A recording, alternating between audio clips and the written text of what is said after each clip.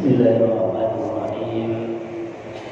Assalamualaikum warahmatullahi wabarakatuh. Bismillah, alhamdulillah, nahmaduhu wa nasta'inuhu wa nastaghfiruh wa na'udzu billahi min syururi anfusina wa sayyiati a'malina, may yahdihillahu fala mudilla lahu wa may yudlil fala hadiya lahu. Asyhadu an la ilaha illallah wa asyhadu anna Muhammadan abduhu wa rasuluh.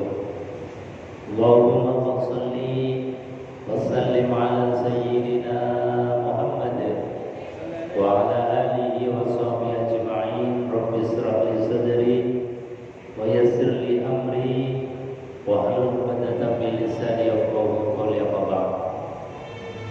Bapak Ibu hadirin jemaah salat maghrib dan kajian ba'da maghrib Masjid Mujahidin yang saya hormati, yang dimuliakan oleh Allah Subhanahu wa taala. Alhamdulillah, pada sore menjelang malam hari ini kita sekalian dimudahkan oleh Allah Subhanahu wa taala untuk melangkahkan kaki kita menuju masjid melaksanakan sholat maghrib, dilanjutkan dengan kajian. Mudah-mudahan langkah kaki kita ini dicatat sebagai ibadah oleh Allah Subhanahu wa taala.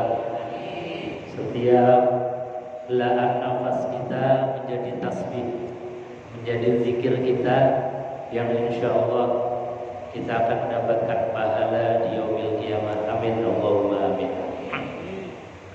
Bapak Ibu hadirin jemaah yang dimuliakan Allah Subhanahu wa taala.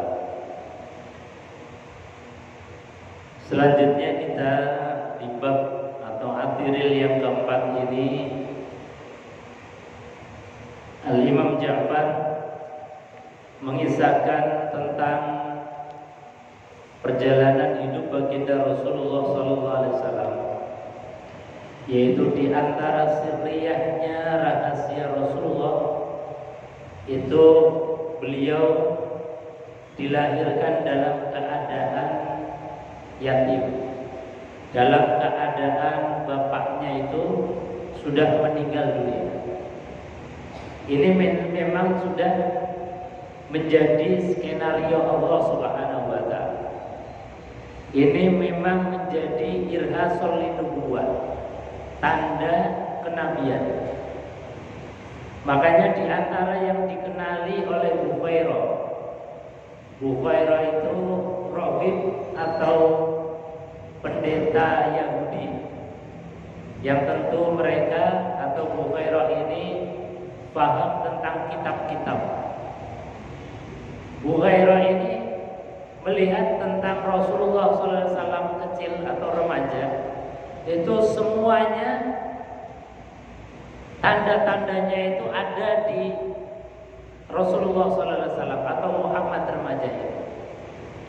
Kecuali satu, ketika ditanyakan kepada pamannya Abu Thalib, wahai Abu Thalib, ini anak ini bapaknya siapa? Nah, waktu itu Abu Thalib mengatakan ini anakku, padahal ini adalah keponakan dia Abu Thalib. Tapi Abu Thalib mengatakan bahwasanya ini anakku.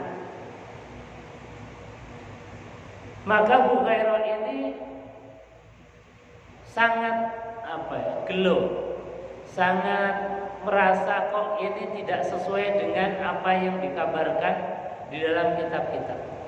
Karena apa?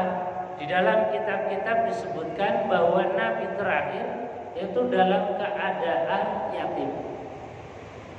Akhirnya kemudian Abu Thalib, pamannya Rasulullah yang mengajak Rasulullah untuk pergi ke Syam berdagang, ini kemudian mengaku, betul ini bukan anakku, tapi ini keponakanku. Maka mendengar jawaban dari Abu Thalib ini, Bukhairah akhirnya senang banget. Wajahnya yang asalnya itu kemudian muram karena fakta-fakta sejarahnya ini kemudian ada yang enggak sesuai. Akhirnya senang banget ini Bukhairah.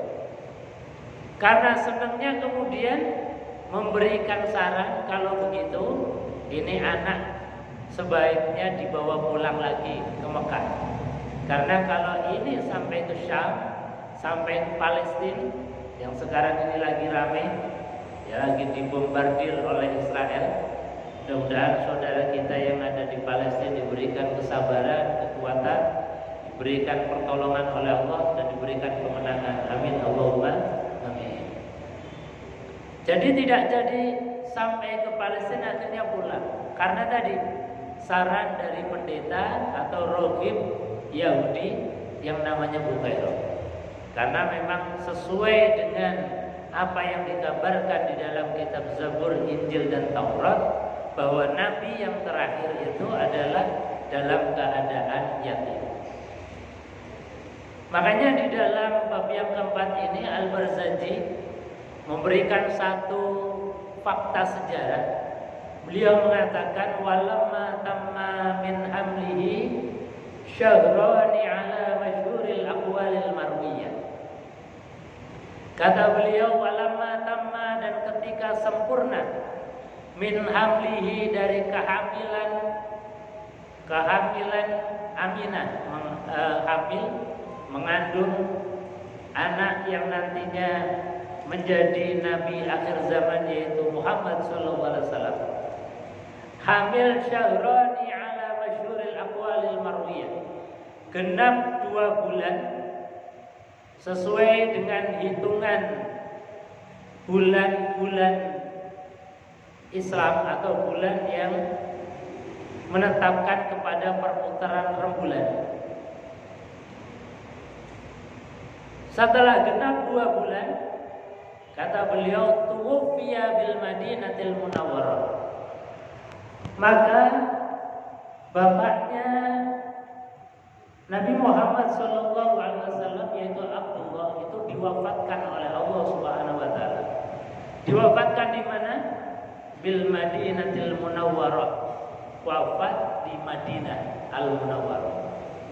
Ini bapaknya Rasulullah SAW, yaitu Abdullah. Wa kana qad istaza bi ahwalihi bani Adi min ad-dhaifatin najjariyah. Wa kana qad istaza, dan ketika Abdullah bapaknya Nabi Muhammad ini melewati Madinah. Jadi beliau bapaknya Nabi Muhammad itu kan memang seorang pedagang dari Mekah ke Syam. Setelah habis perdagangan mau pulang lagi ke Mekah, ini melewati Madinah. Maka beliau ini dalam keadaan sakit yang parah. Dalam keadaan sakit yang parah ini kemudian menjadikan beliau sampai meninggal dunia. Nah, ini diantara yang dikabarkan bahwasanya bapaknya Nabiullah Muhammad meninggal dunia ketika Nabi Muhammad usia 2 bulan di dalam kandungan ibunya.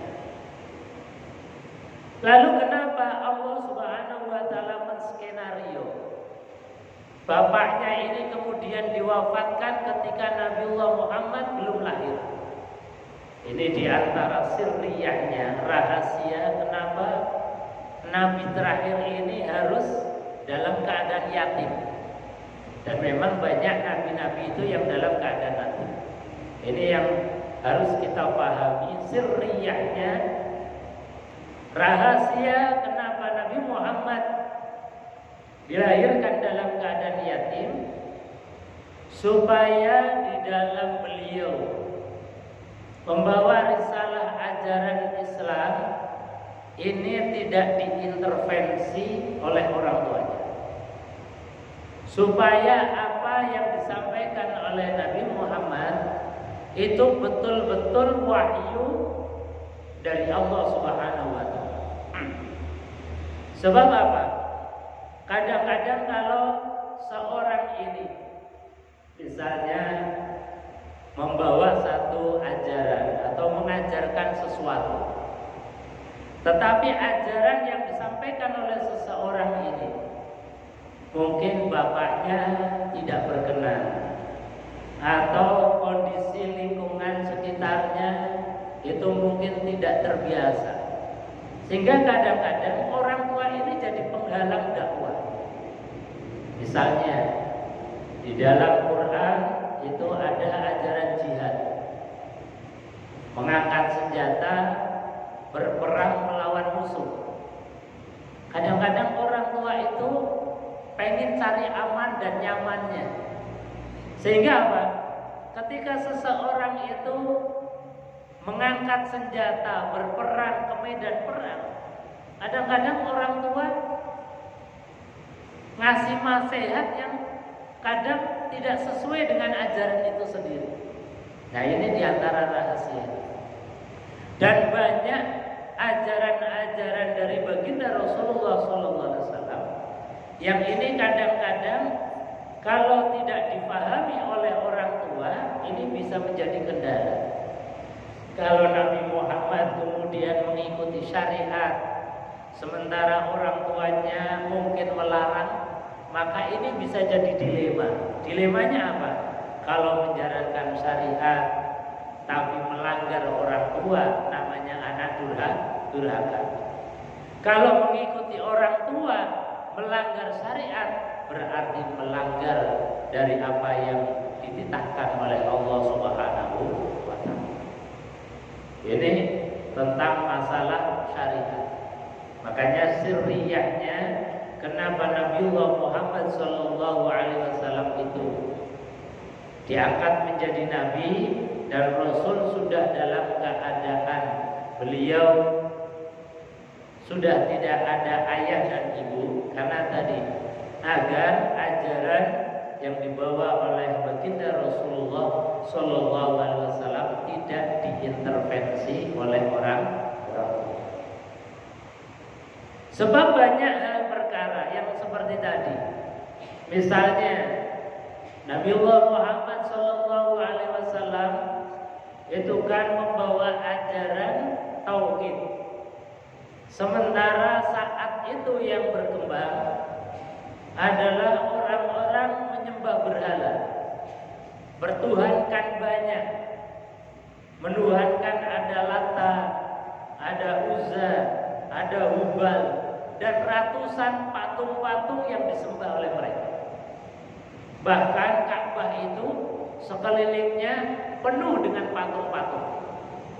Karena tiap tahun orang pergi haji naruh sosok pemimpin yang mereka anggap itu paling berjasa, dibuat patungnya, kemudian ditaruh di sekitar Ka'bah. Setiap tahun begitu. Makanya setiap tahun orang menaruh dari patungnya di sekeliling Ka'bah sampai ratusan. Bahkan di Ka'bah itu sudah tidak muat lagi. Akhirnya patung-patung itu dijejer di Mas'ah antara Safa dan Marwah. Padahal kita tahu Safa Marwah itu jaraknya 300-an meter lebih. Artinya jauh. Jadi kalau kita ini jalan antara Safa Marwah itu juga dikelilingi dengan patung-patung. Maka ketika Nabi Muhammad SAW membawa ajaran tauhid, kalau orang tuanya masih dalam keadaan hidup, ini bisa jadi kemudian orang tuanya menjadi penghalang paling utama dakwahnya Rasulullah Sallallahu Alaihi Wasallam. Maka Allah tidak menghendaki Rasulullah Sallallahu Alaihi Wasallam menjadi orang yang durhaka kepada orang tuanya. Makanya sebelum Nabi lahir,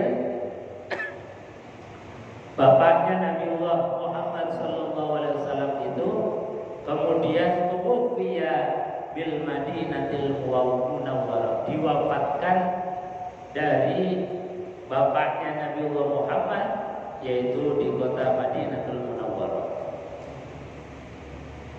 Dalam keadaan perjalanan yang sangat jauh, sangat terik, antara Mekah ke Syam, balik lagi Syam ke Mekah. Kita Kita nggak bisa bayangkan panasnya seperti apa. Kalau kita sekarang saja di Indonesia, kalau siang panasnya luar biasa, sampai 40 derajat lebih. Sampai kalau kita sejenak di jalanan itu masuk rumah sudah rasanya gosong dari kulit kita. Kita nggak bayangkan perjalanan Abdullah Muhibah, perjalanan membawa dagangan dari Mekah ke Syam, kemudian balik lagi dari Syam mau ke arah Mekah. Maka pantas saja perjalanan yang melelahkan itu akhirnya Abdullah ini jatuh sakit di daerah Madinah.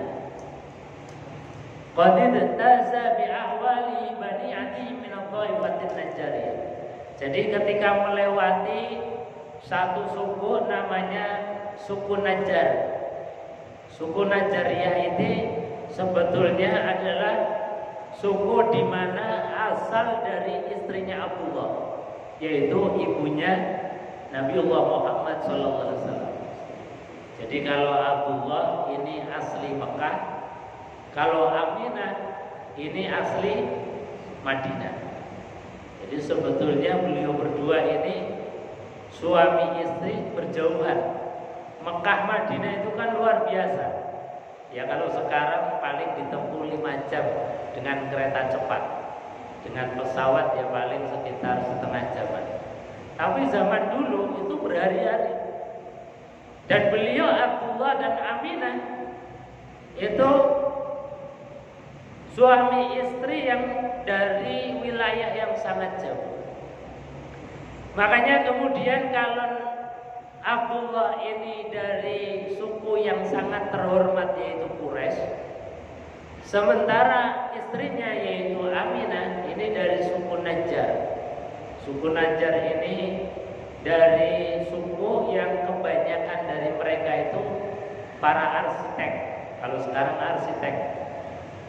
arsitek yang membuat rumah, jadi ahli dalam hal rancang bangun, hal masalah bebatuan, masalah kayu, masalah membuat bangunan. Ini adalah suku Najjar, suku dari nasab ibunya Rasulullah SAW. Kalau suku Quraisy ini suku yang terhormat, yang mereka kebanyakan dari kaum pedagang, makanya muhibah kemana-mana. Nah, Abdullah ini 1 bulan sakit di Mekah, kemudian dirawat oleh keluarga sang istri. Wa makasa fihim syahran saqiman yu'anuna sukma wa syakwa. Wa makasa, dan menetaplah Abdullah ini fihim di Madinah syahron selama 1 bulan. Jadi 1 bulan karena sakit dirawat di keluarga istrinya, sampai kemudian akhirnya meninggallah bapaknya ini, kemudian dimakamkan di satu desa yang namanya Abwa. Abwa ini adalah desa yang dimana di situ ada makam dari bapaknya Rasulullah Sallallahu Alaihi Wasallam. Walamma tamma min hamlihi ala rajih 9 asyurin qamariyah. Dan ketika sudah sempurna hamilnya, yaitu 9 bulan dalam hitungan qamariyah, wa ana lisamaniya ayyam jaliya anu soda, maka masuk pada waktu sudah mulai masa-masanya melahirkan, ayyam jaliya anu soda, maka lahirlah baginda Rasulullah SAW anhu dari rahimnya Aminah soda dengan bentuk yang sempurna. Jadi di antara bentuk yang sempurna, kemarin sudah disampaikan bahwasanya physically Rasulullah SAW itu begitu luar biasa. Wajahnya, auranya itu memancarkan nur, memancarkan cahaya. Rasulullah SAW ketika mau lahir itu alam menyambut dengan gegap gempita. Bahkan tanaman-tanaman yang jarang tumbuh itu dengan serta-merta tumbuh. Tanaman yang jarang berbuah itu kemudian ketika baginda Rasulullah SAW mau lahir cepat berbuah.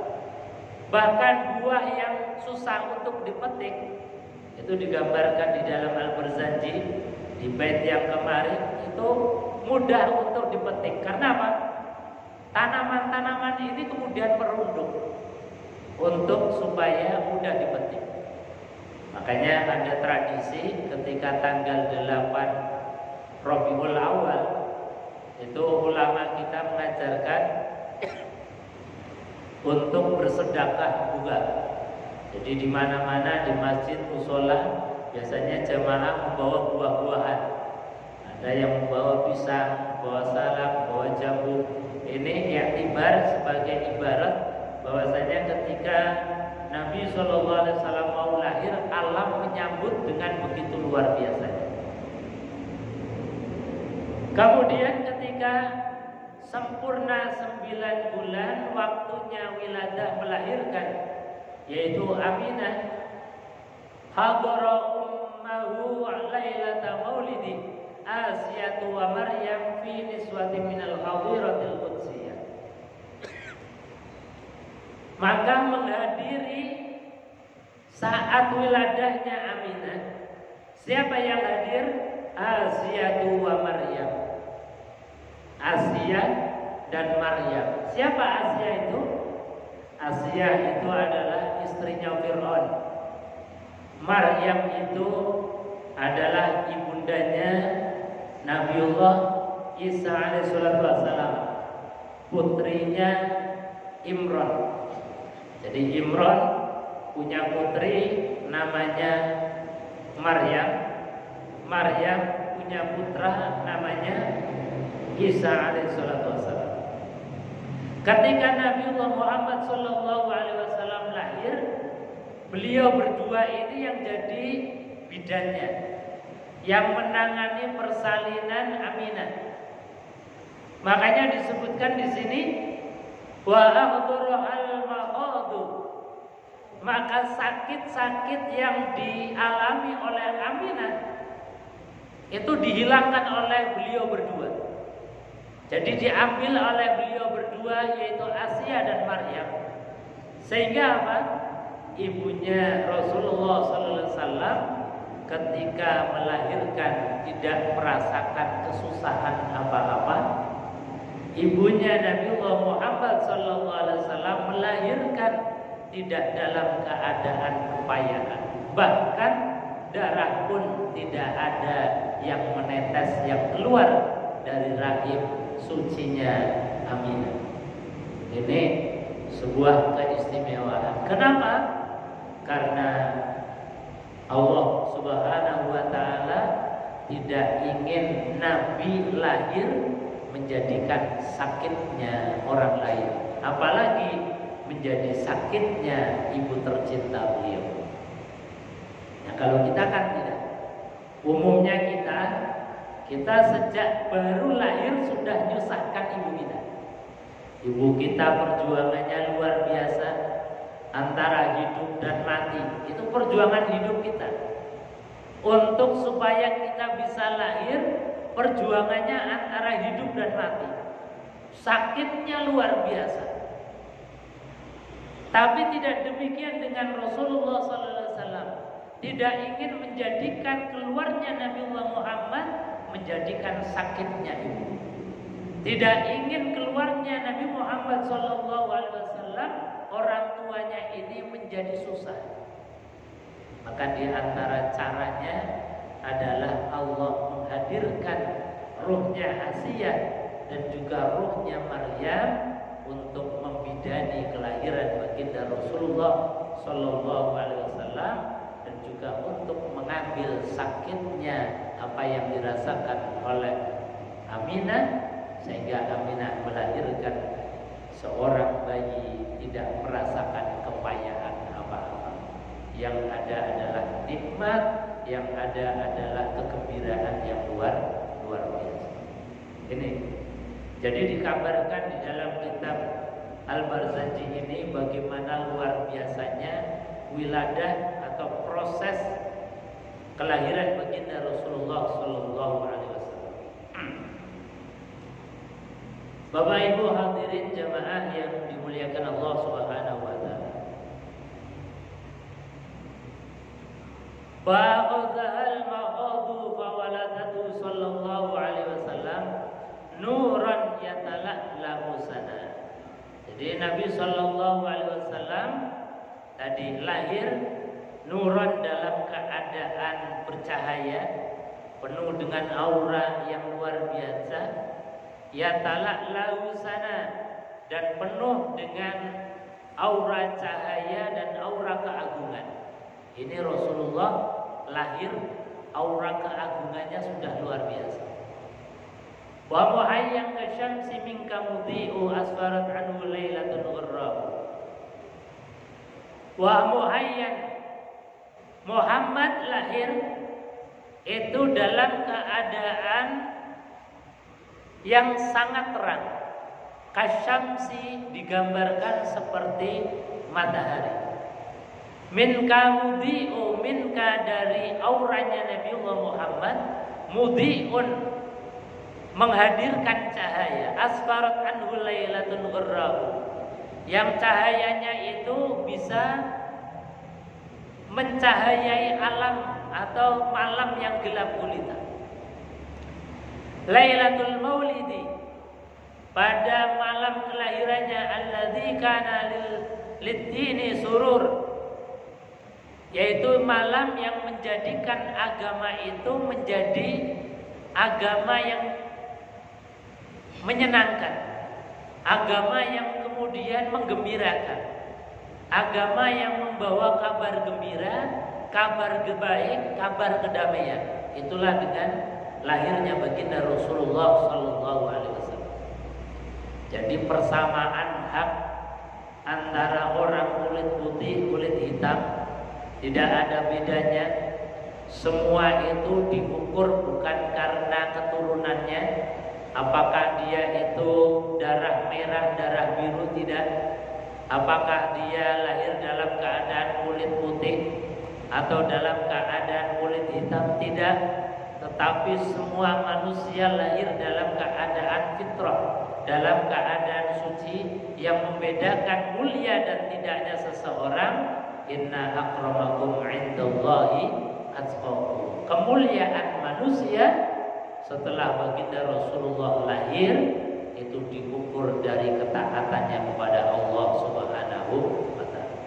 Bukan dari hartanya yang banyak, bukan dari status sosialnya yang tinggi, bukan dari pangkat dan jabatannya, tapi siapa yang paling bertakwa, siapa yang paling banyak ruku dan sujudnya, siapa yang paling taat kepada Allah Subhanahu wa Ta'ala, itulah orang yang paling mulia menurut kacamata Allah Subhanahu wa Ta'ala.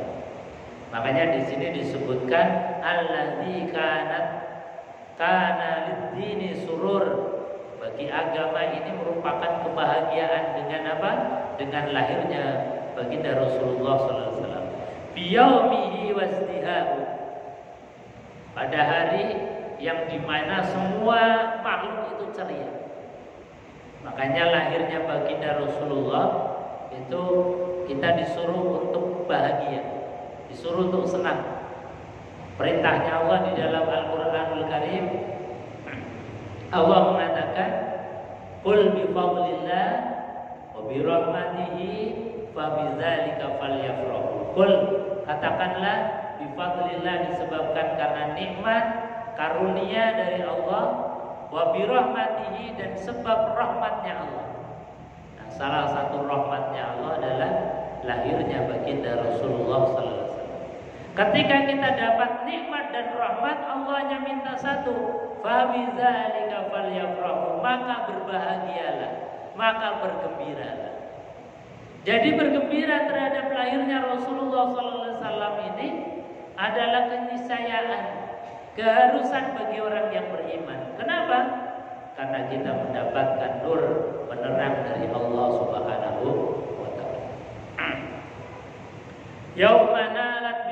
alaihi ibnahu wa min fagharim ma lam yanalhu an-nisa. Yauma, pada hari itu, nalat, mendapatkan biwad'ihi ibnahu Wahbin. Jadi mendapatkan dari apa yang dilahirkan oleh Allah Subhanahu wa taala melalui rahim dari Aminah, min fakharin, dari kebahagiaan, malam yanalhun nisa, sesuatu yang tidak pernah didapatkan oleh perempuan manapun. Jadi lahirnya Rasulullah dari perempuan yang namanya Aminah itu satu nikmat karunia yang luar biasa yang tidak pernah didapatkan oleh perempuan manapun. Kata Al-Barzanji, malam tanalhun nisa, tidak pernah didapati oleh perempuan lain. Meskipun itu Maryam. Meskipun Maryam yang melahirkan baginda Nabiullah Isa alaihissalatu wassalam yang tanpa seorang ayah, itu pun kalah mulianya dengan Aminah ketika melahirkan baginda Rasulullah sallallahu alaihi wasallam. Jadi betul-betul lahirnya baginda Rasulullah ini adalah karunia yang besar. Wa atat qaumaha bi afdali mimma hamalat qablu Maryamul Azra. Dan datang qaumaha kepada kaumnya. Jadi Nabi Muhammad datang atau lahir menjadi hadiah untuk kaumnya, bi afdala mimma, yaitu lahir sebagai orang yang paling utama, mimma hamalat, yang dilahirkan oleh Allah Subhanahu wa taala qablu Maryamul Azra, mengalahkan apa yang dilahirkan oleh Maryam. Jadi meskipun Maryam tadi melahirkan seorang anak yang juga menjadi nabi, dan juga banyak perempuan yang melahirkan dan anaknya itu kemudian menjadi nabi, tapi kalah mulianya dengan apa yang dilahirkan oleh Aminah dengan lahir seorang yang luar biasa. Lahir ini kemudian menjadikan semua apa yang menjadi simbol-simbol kekafiran itu akhirnya langsung lenyap. Makanya digambarkan oleh Al-Barzanji, maulidun kana minhu fi taliqil kufri wa balun alaihim wa wabal. Jadi dengan lahirnya baginda Rasulullah sallallahu alaihi wasallam, ini kekafiran atau simbol-simbol kekafiran ini hancur. Makanya di bab yang kemarin itu ada api yang beratus-ratus tahun disembah oleh orang Majusi. Jadi orang Majusi itu kan kaum yang menyembah api. Api ditaruh di tempat yang tinggi, namanya menara, kemudian disembah. Tiap hari disembah. Bahkan api ini gak pernah padam selama ratusan tahun. Tapi ketika Nabiullah Muhammad SAW mau lahir, ini api yang ratusan tahun gak pernah padam, tahu-tahu padam. Ini menjadi simbol bahwasanya kekafiran lenyap, hancur dengan lahirnya baginda Rasulullah SAW. Jadi secara zahir saja simbol kekafiran itu lenyap.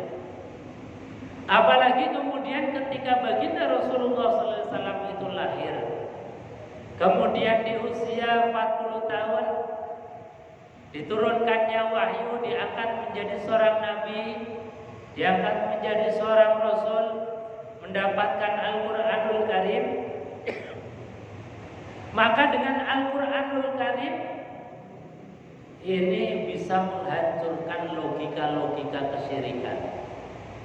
Jadi kesyirikan apapun kalau kemudian disampaikan dengan hujjah Al-Quran, disampaikan dengan logikanya Al-Quran, cara pandangnya Al-Quran, pasti mereka tidak akan sanggup untuk membantah bahwasanya Tuhan yang hakikat, yang pasti, yang sebenarnya itu adalah Allah yang Esa, Allah yang Tunggal.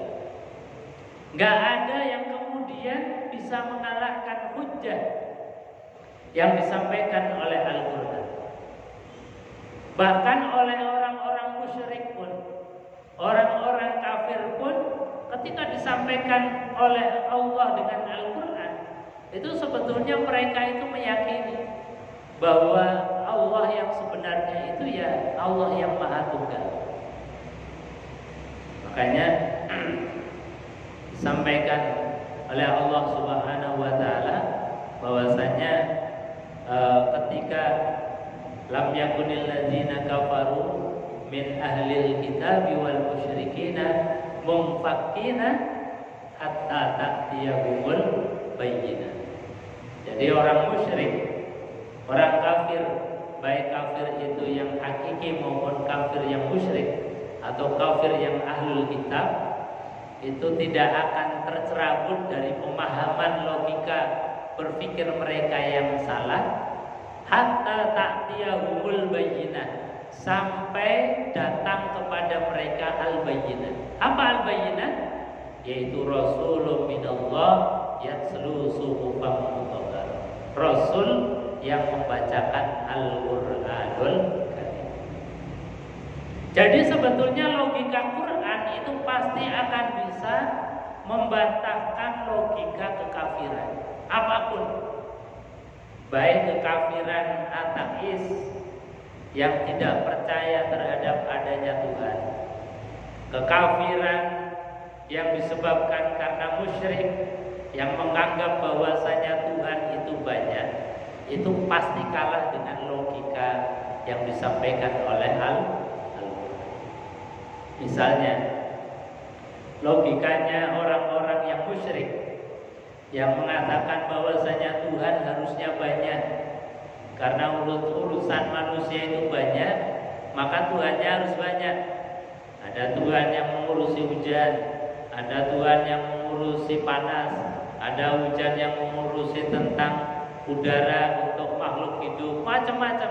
Karena urusan makhluk itu banyak, kata mereka, logikanya mereka, maka Tuhan pun harus banyak. Dibantah oleh Quran, nggak begitu. Yang paling enak Tuhan itu ya satu. Makanya Allah kasih sebuah perumpamaan, gambaran yang sangat gampang. Daraballahu mathalan rajulan fihi syuraka mutasaqisun wa rajulan salama li rajulin hal yastawiyani masalah. Allah kasih perbandingan perumpamaan. Ada orang yang punya Tuhan banyak, tuannya banyak, bosnya banyak, majikannya banyak. Yang majikannya itu punya kemauannya banyak, bahkan mungkin mutasyakisun, saling bertentangan. Tuan yang satu pengennya A, yang lain pengennya B, tuannya satu lagi pengennya C. Maka antar Tuhan yang punya kepentingan beda ini, kita sebagai makhluk, sebagai hamba ini pasti akan susah untuk mengikutinya.